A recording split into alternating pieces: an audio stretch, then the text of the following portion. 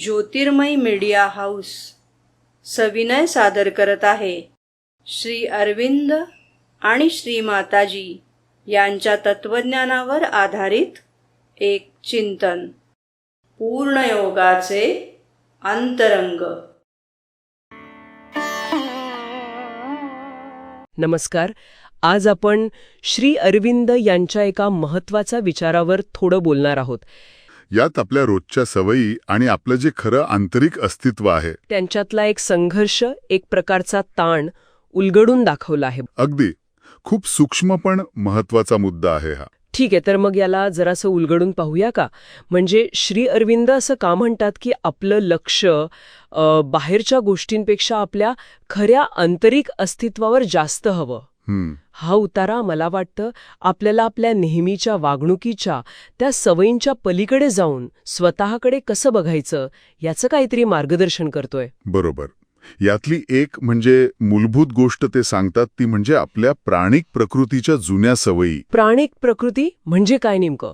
म्हणजे आपली जी नैसर्गिक जीवन ऊर्जा आहे, जी आपल्या भावना, इच्छा आणि अर्थातच सवयी यांच्याशी जोडलेली आहे. अच्छा. आणि याच ऊर्जेच्या ज्या जुन्या सवयी आहेत त्या आपल्याला नकळतपणे सतत बाहेरच्या जगात ओढत राहतात, आपल्या अस्तित्वाच्या बाह्यवर्ती भागात. म्हणजे आपलं मन, आपली इंद्रिय ती सतत बाहेरच्याच गोष्टींमध्ये रमतात. तसंच काहीसं? अगदी. काहीतरी नवीन बघायचं, ऐकायचं, अनुभवायचं अशी एक ओढ असते. हो. आणि ती इतकी स्वाभाविक वाटते की आपल्याला कळतही नाही की ती एक सवय झाली आहे. बरोबर. श्री अरविंद म्हणतात की हा एक नैसर्गिक ओढा आहे, पण तो आपल्याला आपल्या केंद्रापासून, आपल्या आतल्या शांतीपासून दूर नेतो. म्हणजे आपण नकळतपणे बाहेरच्या घटना आणि मग त्यावरच्या आपल्या प्रतिक्रिया यातच अडकून राहतो. अगदी. त्या बाह्यवर्ती भागातच जर आपण अडकून राहिलो तर मग आपण आपल्या खऱ्या स्वभावापासून दूर जातो. आत शांतता अनुभवणं कठीण होतं. आणि गंमत म्हणजे यावर उपाय म्हणून श्री अरविंद काय सुचवतात? ते म्हणतात की या बाहेरच्या ओढीच्या अगदी उलट आपण चिकाटीने म्हणजे अगदी प्रयत्नपूर्वक आपल्या खऱ्या आंतरिक अस्तित्वात राहायची सवय लावली पाहिजे. बरोबर. आणि हे आंतरिक अस्तित्व म्हणजे काय तर आपल्या जाणीवेचा तो स्तर जिथे खरी शांतता, स्थिरता आणि खरी समज असते. म्हणजे ही फक्त अशी तात्पुरती शांतता नाहीये. नाही.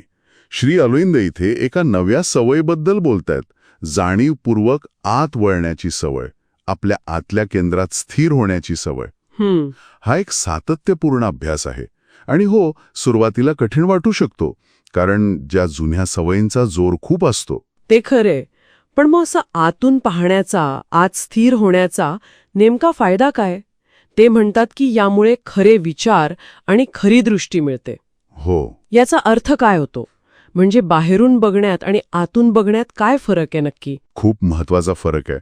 बघा, जेव्हा आपण बाहेरून बघतो म्हणजे फक्त घटना, परिस्थिती, लोकांचं वागणं या स्तरावर, तेव्हा आपलं आकलन, आपली समज मर्यादित असते, वरवरची असते. आणि अनेकदा आपल्या भावनांनी, आपल्या पूर्वग्रहांनी ती दूषित झालेली असते. बरोबर. पण जेव्हा आपण आतून पाहतो, आपल्या त्या आंतरिक अस्तित्वातून, तेव्हा आपण जास्त शांत, अलिप्त आणि स्पष्ट असतो. तिथून जी दृष्टी मिळते ती खरी दृष्टी असते, कारण ती गोष्टींच्या मुळाशी जाते. अच्छा. म्हणजे जसं एखाद्या खूप पसारा असलेल्या खोलीत बाहेरून पाहिलं तर गोंधळ दिसतो. हो. पण आत जाऊन शांतपणे उभं राहून पाहिलं तर प्रत्येक वस्तूचं नेमकं स्थान, तिचं महत्त्व कळू शकतं. तसं काहीसं? अगदी उत्तम उदाहरण. अगदी तसंच. आतून पाहिल्यानेच आपल्याला आपल्या स्वतःच्या प्रकृतीचं, म्हणजे आपल्या सवयी, विचार, भावना यांचं खरं आकलन होतं. आणि आपल्या खऱ्या स्वचं म्हणजे आपल्या सेल्फचं स्वरूप कळायला लागतं.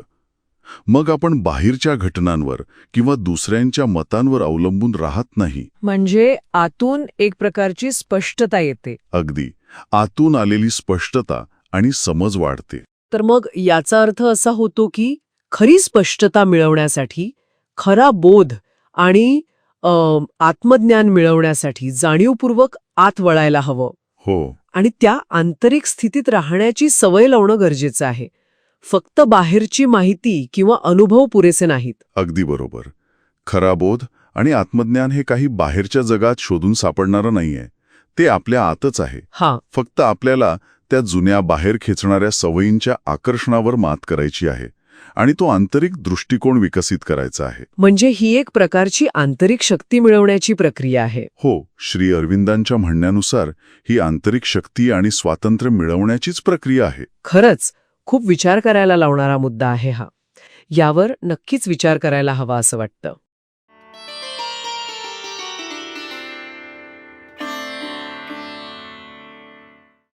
धन्यवाद. उद्या पुन्हा भेटूया आपल्या ऑरो मराठी चॅनलवर.